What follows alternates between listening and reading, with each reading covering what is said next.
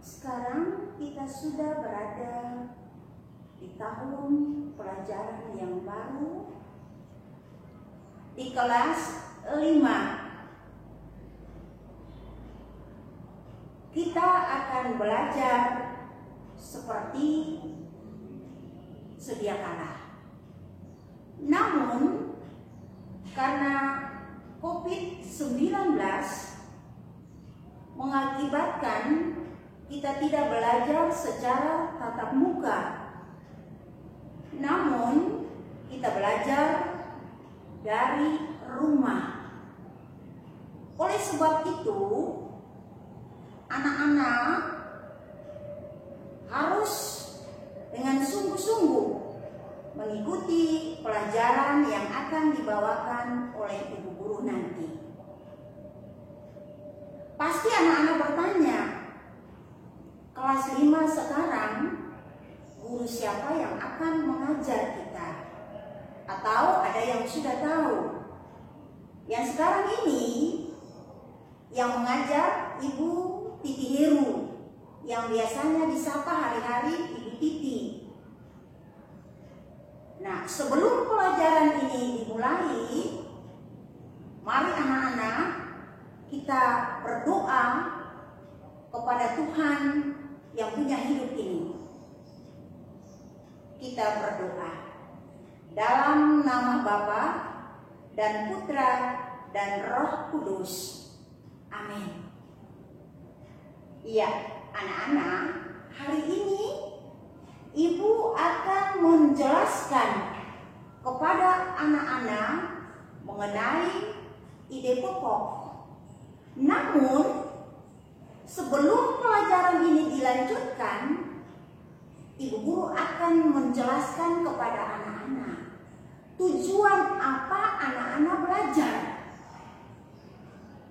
Tujuan anak-anak belajar jelas untuk menjadi anak yang pintar dan cerdas.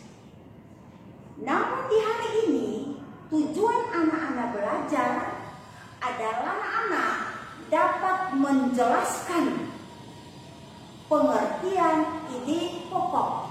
Ibu akan menuliskan di papan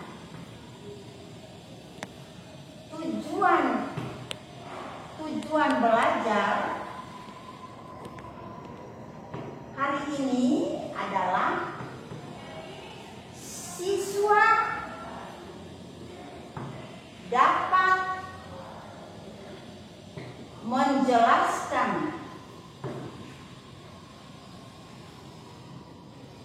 pengertian ide pokok.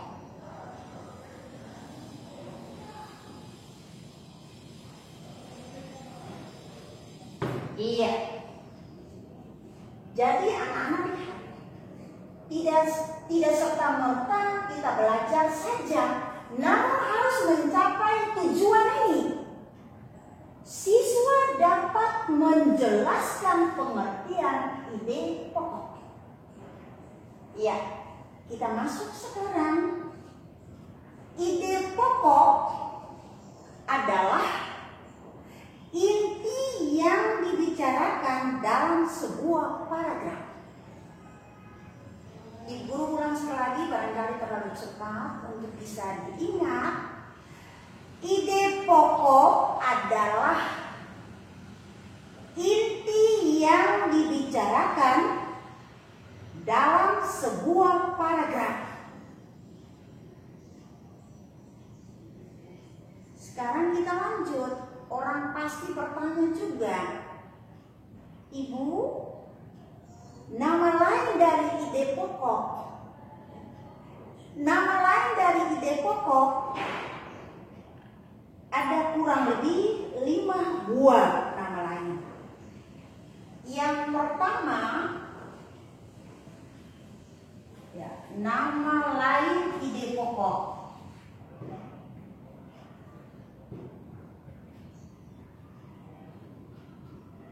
Satu,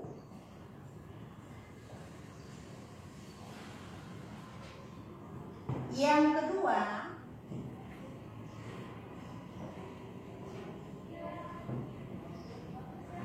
Yang ketiga, pikiran.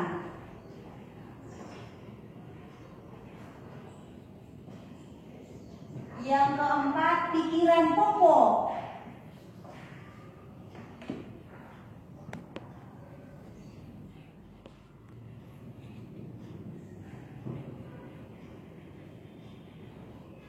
Iya, Ibu guru ulang.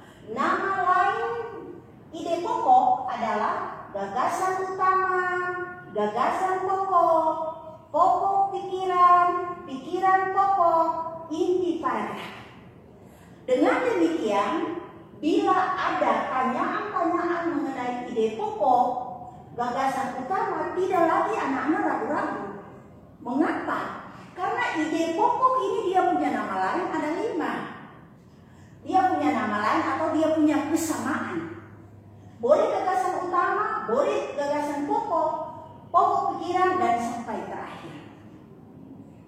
Iya, kita lanjut. Dengan penjelasan mengenai nama lain dari paragraf dari ide pokok, maka muncul, Ibu, di mana letak dari ide pokok? Letak ide pokok biasanya terdapat pada awal atau akhir dari sebuah paragraf. Saya Ibu ulang lagi. Letak ide pokok biasanya terdapat pada awal atau akhir paragraf. Jelas ya?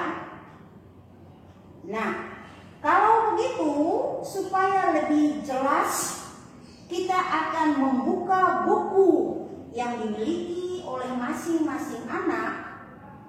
Pada buku pena, tema 1, subtema 1. Di situ anak-anak dapat melihat dan nantinya anak-anak akan membaca dengan saksama supaya bisa anak-anak pahami penjelasan awal yang Ibu bawakan tadi.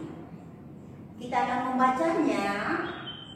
Salah satu ciri makhluk hidup adalah bergerak.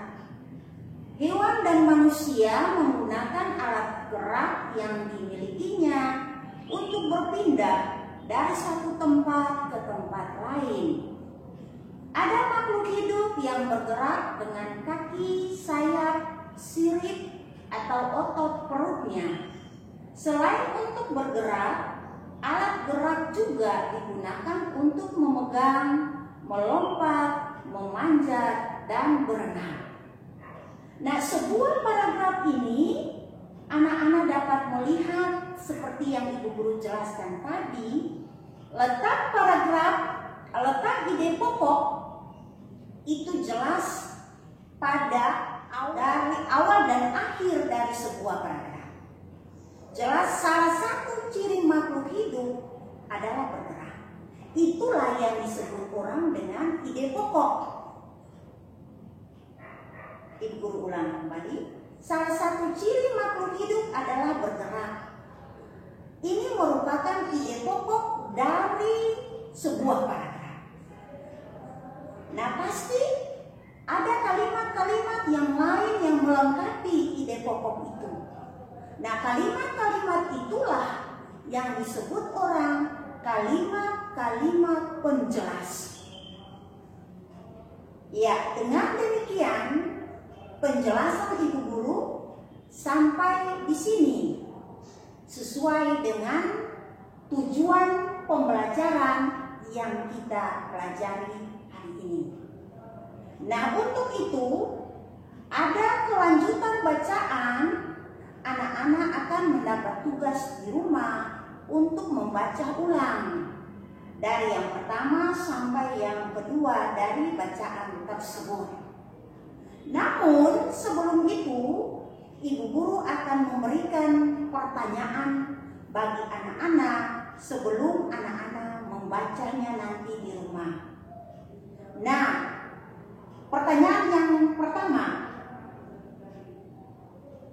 sebutkan ide pokok dari paragraf yang kedua.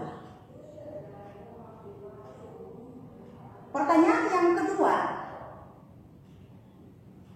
kalimat penjelas yang terakhir dari ide pokok yang pertama. Nah, dengan demikian, maka hari ini Ibu Guru akan membuat kesimpulan ketemu mengajar di hari ini dari tema subtema 1 mengenai arti ide pokok kegiatan di hari ini.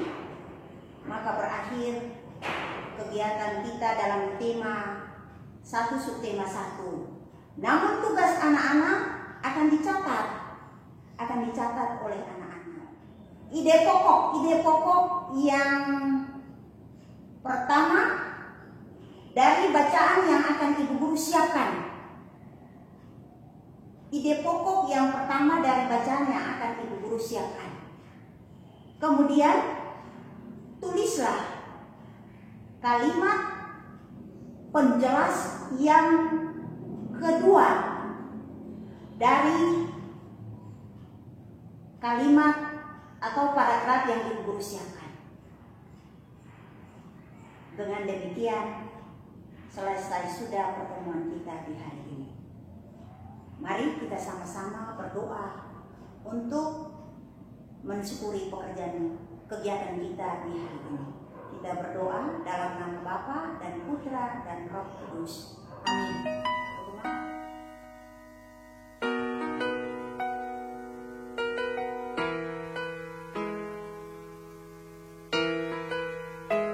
I can only imagine what it will be like when I walk by your side. Can only imagine what my eyes will see when your face is before me. Can only imagine